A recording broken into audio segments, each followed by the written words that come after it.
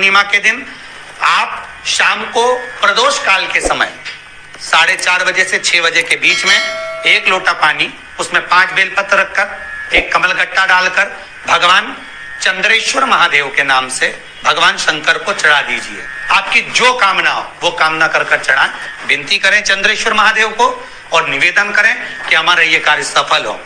केवल पूर्णिमा के दिन चढ़ाइए। कार्तिक पूर्णिमा तक क्या फल मिलता है हमको जरूर बताइए। भी पूर्णिमा की रात्रि को और कार्तिक पूर्णिमा की रात्रि को गर्भवती नारी अपनी नाभि पर यदि चंद्र की दृष्टि पड़वा लेती है तो बच्चा विकलांग पैदा नहीं होता है। गर्भ से जो बालक होगा श्रेष्ठ होगा, विद्वान होगा, चतुर होगा, पढ़ने में होशियार होगा, क्योंकि ये चंद्र की किरणें जब समुद्र में उछाल ला सकती हैं तो आपके जीवन में भी तरक्की ला सकती है, उछाल ला सकती है। पूर्णिमा के दिन अगर आप पूर्णिमा के नारियों को, स्त्रियों को अखंड सौभाग्य के लिए जो नारी वैधव्य नहीं होना चाहती है उस नारी को पूर्णिमा के कितने व्रत करना चाहिए। जिस नारी के यहाँ संतान नहीं हो, औलाद नहीं हो, उसको पूर्णिमा के कितने व्रत करना चाहिए। जिस नारी का पुत्र, पति बहुत बीमारी से ग्रसित हो, लग रहा हो कि ये मेरा बेटा बहुत बड़ी बीमारी में घिरा हुआ है, तो नारी को कितने व्रत करना चाहिए। स्वयं भगवान कृष्ण ने माता यशोदा को द्वापर में भी बताया है कि पूर्णिमा के 32 व्रत होते हैं। कितने व्रत होते हैं? 32।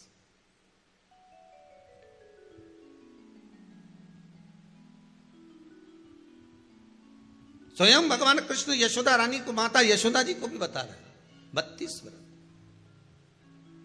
अब आपको किसी ने बता दिया होगा कि 8 कर लो, 7 कर लो, 6 कर लो, 12 कर लो, इसलिए आपने बोला कि 12 कर लीजिए, 32 कर लीजिए। अरे यहां तो द्वापर की कथा भी कहती है। यशोदा जी ने एक बार भगवान कृष्ण को रोक कर कह दिया, ए कन्हैया रुको। कन्हैया बोले, बोलो मां क्या बात है। कन्हैया जरा रुकिए, इधर आओ जरा। भगवान कृष्ण आए। हाँ मां बोलिए। किस जगह का प्रसंग है ये? जिस समय पर राधा रानी कुरुक्षेत्र में नंद बाबा और यशोदा जी को लेकर कुरुक्षेत्र के कुंड में, ब्रह्म सरोवर में स्नान कराने के लिए लेकर जाती है, ग्रहण का समय पर। और जब भगवान कृष्ण उस कुरुक्षेत्र के उस सरोवर में स्नान करने आते हैं, तब यशोदा जी ने अपने लाला से प्रश्न किया है, पूछा है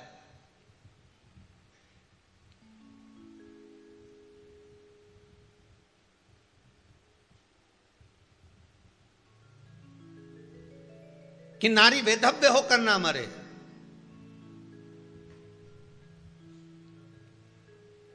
उसका पति कोई रोग से ग्रसित ना हो, उसका पुत्र किसी रोग में ना पड़े। अरे भाई कितना सुंदर संवाद लिखा है। अगर किसी माता का पुत्र मान लो किसी नशे में डूबा हुआ है, कोई नशा कर रहा है और गलत नशा है, आपको लग रहा है कि ये नशे में डूबा हुआ है, आपको लग रहा है कि ये गलत जगह पर डूब गया है, आपको लग रहा है कि मदिरापान में, मांसाहार में या अधिक गांजा आदि का जो भी नशे होते हैं, जितने भी नशे, उसमें डूब चुका है। और माँ उसको समझा रही है, तू नशे में मत डूब, तू इस काम को मत कर, तू ये गलत कर्म मत कर। माँ उसको समझा कर हार गई। तो मेरा माताओं से निवेदन है, आप उसको समझाना बंद कर दो, एक काम करना प्रारंभ कर दीजिए। हमें जो शिव महापुराण के माध्यम से शास्त्र कह रहा है कि आप 32 पूर्णिमा के व्रत प्रारंभ कर दो। उसमें करना क्या है आपको? केवल जिस दिन व्रत रहे, रात्रि के समय पर कोई भी मीठा, कुछ भी सामग्री आप चंद्र की रोशनी में, चंद्र को अर्घ देने के बाद, पूजन करने के बाद उसको रखो, और वही सामग्री जो नशा कर रहा है उसको पूर्णिमा के दूसरे दिन उसको खिलाओ। आप धीरे धीरे खिलाना चालू करेंगे, जिस नशे में वो डूबा हुआ उस नशे से वो छूटना प्रारंभ हो जाएगा। 2 पूर्णिमा व्रत करके तो देखो, तीसरे में तुम्हें जरूरत ही नहीं पड़ेगी। धीरे धीरे आप रुक, वो छूटना प्रारंभ हो जाएगा। स्वयं भगवान कह रहे हैं। यशोदा मैया ने कन्हैया को रोक लिया कुरुक्षेत्र के उस मैदान में, और भगवान कृष्ण का दर्शन माता यशोदा जी करी। बहुत बहुत दिनों के बाद माँ को आज माता यशोदा को लाला का दर्शन हुआ, बहुत समय के बाद, जाने के बाद, बहुत समय के बाद।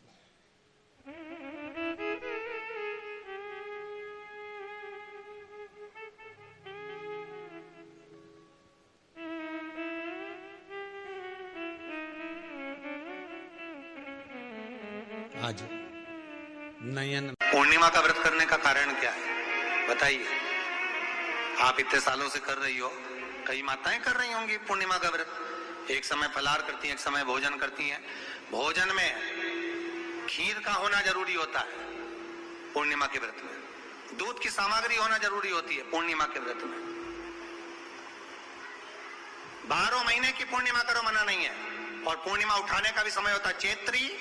चैत्र के महीने की जो पूर्णिमा होती है, चैत्री पूर्णिमा पहली पूर्णिमा मानी जाती है, इसलिए चैत्री पूर्णिमा को सिद्ध पूर्णिमा कहते, कार्य सिद्धात्री पूर्णिमा कहते, सिद्ध करने वाली। मनोरथी पूर्णिमा कहते हैं।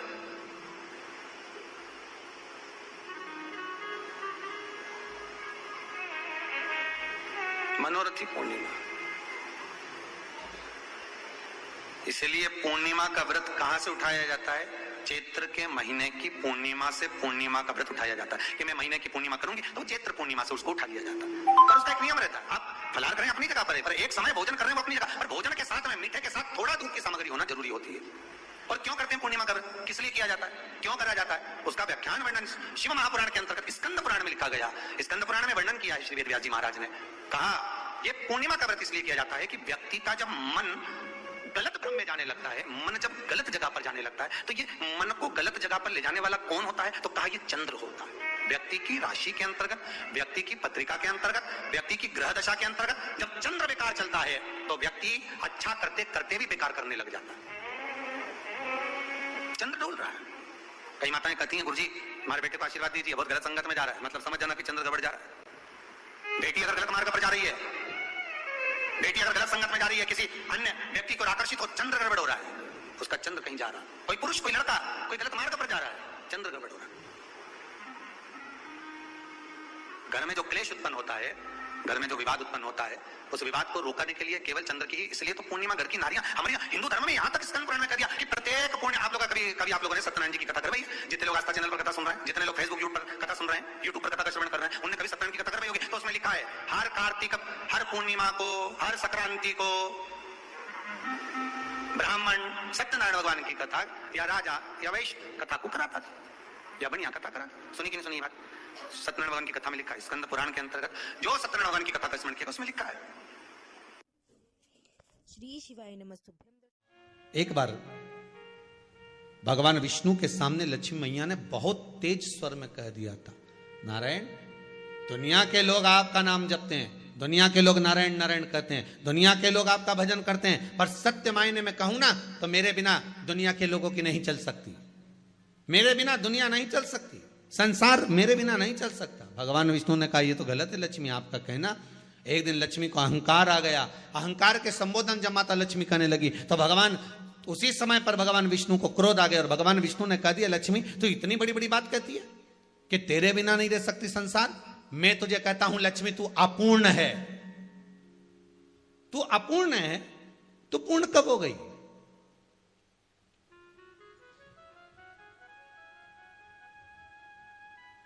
तेरी पूर्णता कहां हो गई? लक्ष्मी की आंख से आंसू बहने लगे। आज आपने मुझे अपूर्ण कहा है, आपको मालूम है आप मुझे अपूर्ण कह रहे हो, आपको ये ज्ञात हो रहा है? आप मुझे अपूर्ण कह रहे हो। भगवान कहते हैं हाँ लक्ष्मी मैंने तुझे अपूर्ण कहा है। अपूर्णता का मतलब आप जानते हो ना? भगवान कहते हैं लक्ष्मी मैं सब जानता हूं। लक्ष्मी रोती हुई माता सरस्वती के पास पहुंच गई। सरस्वती ने पूछा क्या बात है लक्ष्मी, क्यों रो रही हो? लक्ष्मी जी ने कहा क्या बताऊं सखी, मेरे पति ने आज मुझे अपूर्ण कह दिया है। तो क्यों रो रही है तू? अपूर्ण अगर कह दिया, पति ने ही तो कहा है ना, तो क्यों रोना? चल मेरे साथ में। और सरस्वती मैया माता लक्ष्मी को लेकर सीधे पहुंच गई माता पार्वती के यहां। माता पार्वती के यहाँ जब पहुंची है, माता पार्वती जी ने लक्ष्मी जी को देखा और सरस्वती को देखा तो पूछा कि बात क्या है, क्या हो गया ऐसा, क्या हुआ, क्या है ऐसा जो तुम दोनों आज मेरे पास में आई, क्या हुआ। पार्वती जी कुछ बोलती, शिव जी का ध्यान माता सरस्वती की ओर और लक्ष्मी की ओर गया और भगवान शंकर जान गए कि आज भगवान नारायण ने लक्ष्मी जी को अपूर्ण कहा है। अब देखें माता पार्वती क्या कर सकती है, इसको पूर्ण बनाने के लिए करेगी क्या। क्या हुआ, माता सरस्वती जी बोली लक्ष्मी को अपूर्ण कर दिया, अपूर्ण कर दिया। हाँ तो क्या सोचना उसके लिए, इसको मैं अभी पूर्ण बना देती हूं। माता जगत जननी पार्वती ने गोदी में विराजमान गणेश जी को उठाया और उठाकर लक्ष्मी जी की गोद में दे दिया। ले लक्ष्मी, आज से तू पूर्ण हो गई, लक्ष्मी आज से तू पूर्ण है। आप सभी को मालूम होगा बेलपत्र चढ़ाने का एक तरीका होता है। एक बेलपत्र चढ़ाते हैं तो ऐसे ही चढ़ा देते हैं, 2-4 बेलपत्र चढ़ाई ऐसे ही चढ़ा देते हैं। पर यदि 11 बेलपत्र, 21 बेलपत्र, 51 बेलपत्र, 108 बेलपत्र, 108 से भी ज्यादा यदि बेलपत्र हम अगर शंकर को समर्पित कर रहे हैं तो आखिरी बेलपत्र में हमें या तो चंदन या चावल या लाल चंदन, कुछ भी अबीर गुलाल कुछ भी रखकर मध्य पत्ती पर रखकर भगवान को समर्पित करना पड़ता है अपनी कामना की पूर्ति के। अगर हमने 108 ऐसी चढ़ा दिया, 11 पत्ते ऐसी चढ़ा दिए तो उसमें कामना की पूर्ति नहीं है। पर आखिरी 10 चढ़ा दिए तो आखिरी 11वें बेलपत्र पे हमें कुछ रखकर देना ही पड़ेगा। तो वो ये जरूरी नहीं है कि आप धन रख कर दें, पैसा रख कर दें या संपदा रख कर दें, उसमें अबीर गुलाल चंदन चावल जो तुम्हारा मन पड़े पुष्प आदि उस पर रख। आपने देखा होगा, आप लोग तो करते रहते हो ना, तो जहां पंडित जी अभिषेक कराते तो आखिरी की बेलपत्र पे वो लगा के सब दे ही देते लो चढ़ा। तो कभी आपने पंडित जी से पूछा कि आखिरी बेलपत्र पे आपने लगा के क्यों दिया? या कोई लिख के रख देता है नमः शिवाय, उसको रख देता है संभाल के, सब चढ़ा देगा उसके बाद वो चढ़ाएगा। उसका कारण क्या है? रावण से क्या कहती है कि लंकाधिपति लंकेश जब भी बेलपत्र समर्पित करता था, आखिरी बेलपत्र जब समर्पित करता था तो शंकर को कुछ देकर ही समर्पित